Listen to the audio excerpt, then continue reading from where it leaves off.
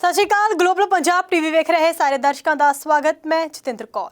Special report ਵਿੱਚ ਅੱਜ ਗੱਲ ਕਰਾਂਗੇ ਗੁਰਬਾਣੀ ਦੇ ਪ੍ਰਸਾਰਣ ਨੂੰ ਲੈ ਕੇ ਛਿੜੇ ਵਿਵਾਦ ਦੀ।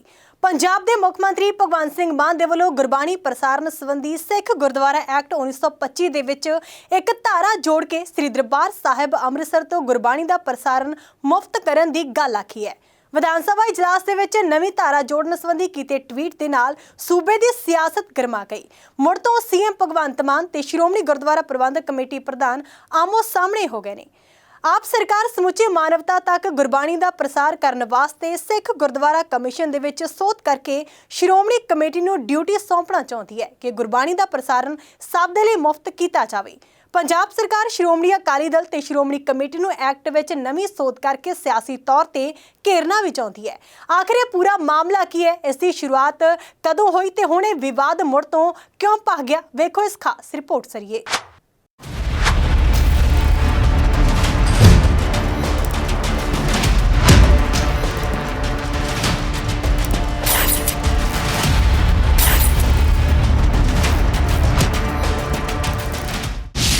ਗੁਰਬਾਣੀ ਪ੍ਰਸਾਰਣ ਤੇ ਛਿੜਿਆ ਸਭ ਤੋਂ ਵੱਡਾ ਘਮਸਾਨ। ਗੁਰਦੁਆਰਾ ਐਕਟ 1925 ਵਿੱਚ ਜੋੜਾਂਗੇ ਨਵੀਂ ਧਾਰਾ। ਸੀਐਮ ਮਾਨ ਦੇ ਐਲਾਨ ਤੇ ਐਸਜੀਪੀਸੀ ਪ੍ਰਧਾਨ ਦਾ ਤਿੱਖਾ ਨਿਸ਼ਾਨਾ। ਗੁਰਬਾਣੀ ਕੀਰਤਨ ਦੀ ਮਰਿਆਦਾ ਨੂੰ ਸਮਝਣ ਦੀ ਕਰੋ ਕੋਸ਼ਿਸ਼।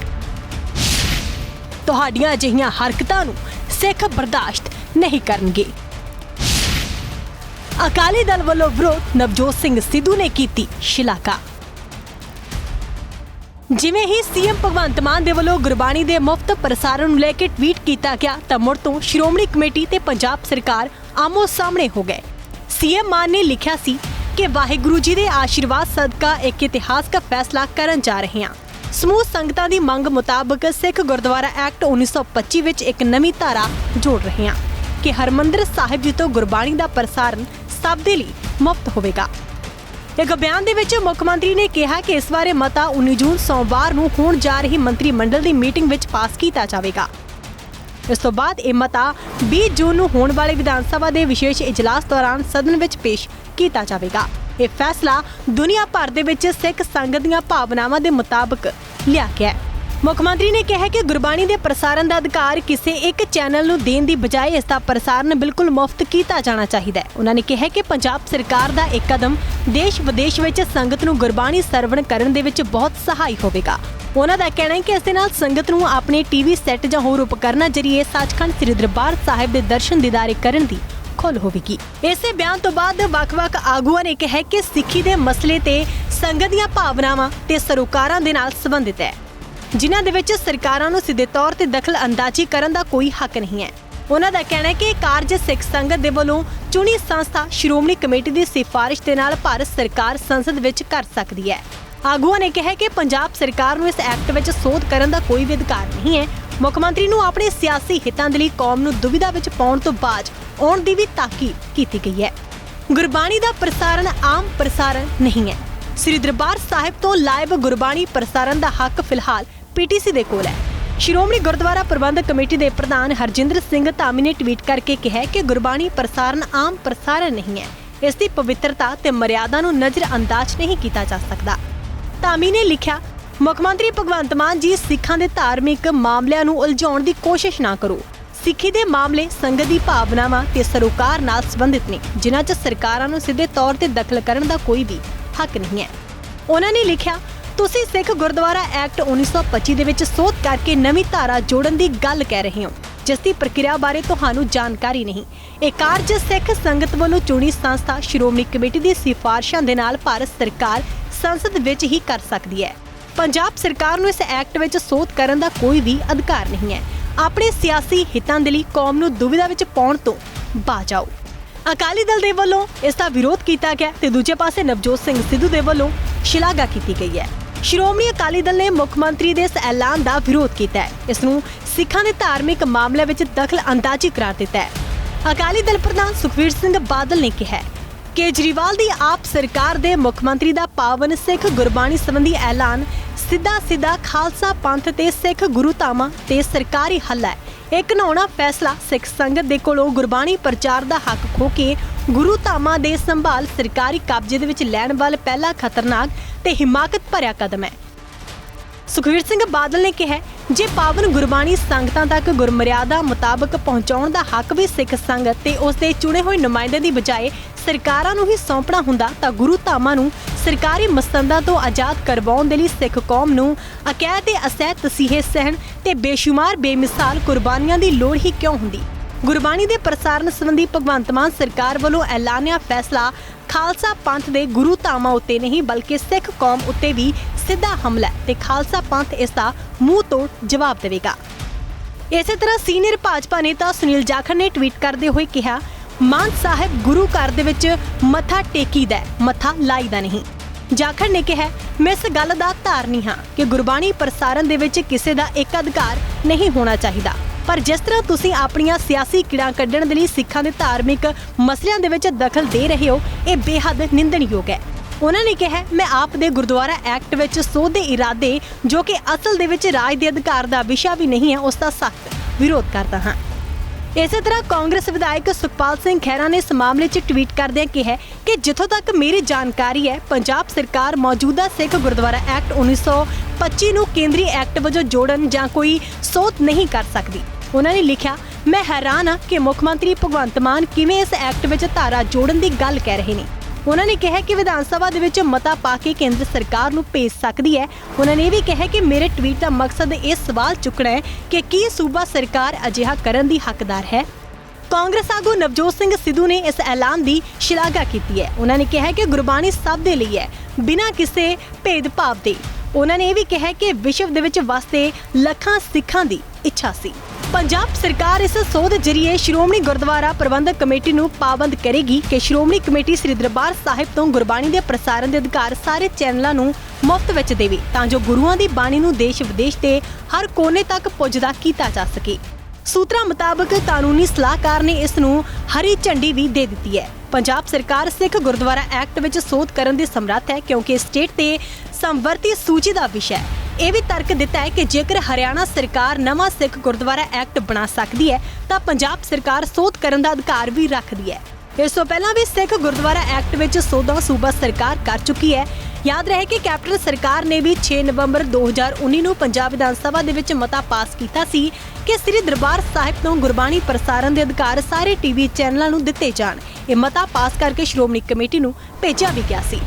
ਮੁੱਖ ਮੰਤਰੀ ਭਗਵੰਤ ਮਾਨ ਪਹਿਲਾਂ ਹੀ ਆਖ ਚੁੱਕੇ ਨੇ ਕਿ ਪੰਜਾਬ ਸਰਕਾਰ ਵੱਲੋਂ ਗੁਰਬਾਣੀ ਦੇ ਪ੍ਰਸਾਰਣ ਦੇ ਲਈ ਬੁਨਿਆਦੀ ਢਾਂਚਾ ਪ੍ਰਦਾਨ ਕਰਨ ਨੂੰ ਤਿਆਰ ਨੇ। ਸੀਐਮ ਦੇ ਐਲਾਨ ਤੋਂ ਬਾਅਦ ਐਸਜੀਪੀਸੀ ਦੇ ਵੱਲੋਂ ਪ੍ਰੈਸ ਕਾਨਫਰੰਸ ਕੀਤੀ ਗਈ। ਸ਼੍ਰੋਮਣੀ ਕਮੇਟੀ ਦੇ ਪ੍ਰਧਾਨ ਹਰਜਿੰਦਰ ਸਿੰਘ ਧਾਮੀ ਦਾ ਕਹਿਣਾ ਹੈ ਕਿ ਸੀਐਮ ਦੇ ਐਲਾਨ ਤੇ ਐਸਜੀਪੀਸੀ ਨੂੰ ਇਤਰਾਜ਼ ਹੈ। ਐਕਟ ਵਿੱਚ ਸੋਧ ਦਾ ਸਟੇਟ ਨੂੰ ਅਧਿਕਾਰ ਨਹੀਂ ਹੈ। ਗੁਰਬਾਣੀ ਪ੍ਰਸਾਰਣ ਤੇ ਵਿਵਾਦ ਖੜਾ ਕਰਨਾ ਤਰਸਯੋਗ ਹੈ।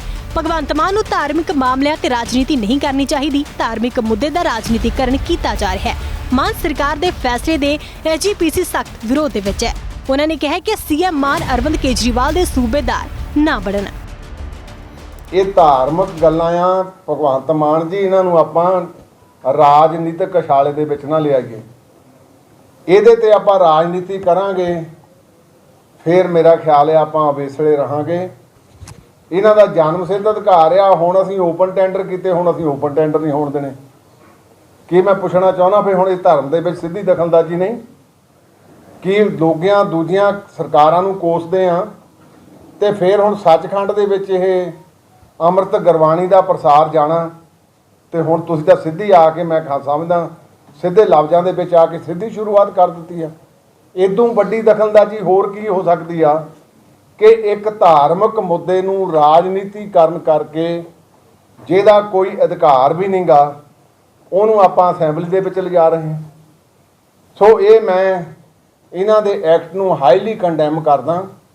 ਨਾਲ ਇਹਨਾਂ ਨੂੰ ਇਹ ਵੀ ਕਹਿਣਾ ਚਾਹੁੰਦਾ ਕਿ ਇਹ 103 ਸਾਲ ਦੇ ਵਿੱਚ ਬੜੀਆਂ ਸਰਕਾਰਾਂ ਆਈਆਂ ਤੇ ਬੜੀਆਂ ਸਰਕਾਰਾਂ ਗਈਆਂ, ਕਿਸੇ ਨੇ ਹੀਹਾ ਨਹੀਂ ਕੀਤਾ। ਜੇ ਟੁੱਕ ਮਾਤਰ ਹੀਹਾ ਕਿਸੇ ਨੇ ਕੀਤਾ ਵੀ ਆ, ਉਹ ਕਰਨ ਤੋਂ ਬਾਅਦ ਫਿਰ ਉਹਨੂੰ ਆਪਣੇ ਪਛਤਾਵੇ ਦੇ ਹੰਝੂ ਜਿਹੜੇ ਵਹਾਉਣੇ ਪਏ। ਤੇ ਮੈਂ ਨਿਮਰਤਾ ਸਹਿਤ ਇਹਨੂੰ ਬੇਨਤੀ ਇਹਨਾਂ ਨੂੰ ਕਰਦਾ, ਮੁੱਖ ਮੰਤਰੀ ਸਾਹਿਬ ਨੂੰ, ਦਿੱਲੀ ਦੇ ਤੁਹਾਡੇ ਪ੍ਰਧਾਨ ਕੇਜਰੀਵਾਲ, ਸ਼੍ਰੀ ਅਰਵਿੰਦ ਕੇਜਰੀਵਾਲ, ਉਹਨਾਂ ਦੇ ਸੂਬੇਦਾਰ ਨਾ ਬਣੋ। ਸੋਮਵਾਰ ਦੀ ਕੈਬਨਿਟ ਮੀਟਿੰਗ ਖਤਮ ਹੋਣ ਤੋਂ ਬਾਅਦ ਸੀਐਮ ਭਗਵੰਤ ਮਾਨ ਲਾਈਵ ਹੋਏ, ਜਦੋਂ ਉਹਨਾਂ ਨੇ ਕਿਹਾ ਕਿ ਗੁਰਦੁਆਰਾ ਐਕਟ 1925 ਦੇ ਵਿੱਚ ਕਿਤੇ ਵੀ ਬ੍ਰਾਡਕਾਸਟਿੰਗ ਸ਼ਬਦ ਦੀ ਵਰਤੋਂ ਨਹੀਂ ਕੀਤੀ ਗਈ।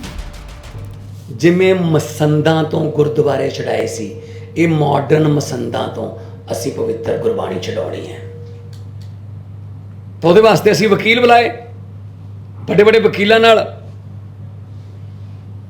ਸਲਾਹ ਮਸ਼ਵਰੇ ਕੀਤੇ। ਤਾਂ ਮੈਂ ਤੁਹਾਨੂੰ ਦੱਸਣਾ ਚਾਹੁੰਦਾ ਕਿ ਸੁਪਰੀਮ ਕੋਰਟ ਦਾ ਇੱਕ ਆਰਡਰ ਹੈ, ਸੁਪਰੀਮ ਕੋਰਟ ਦਾ ਆਰਡਰ, ਅਸੀਂ ਤੁਹਾਨੂੰ ਇਹ ਦੇ ਦਾਂਗੇ।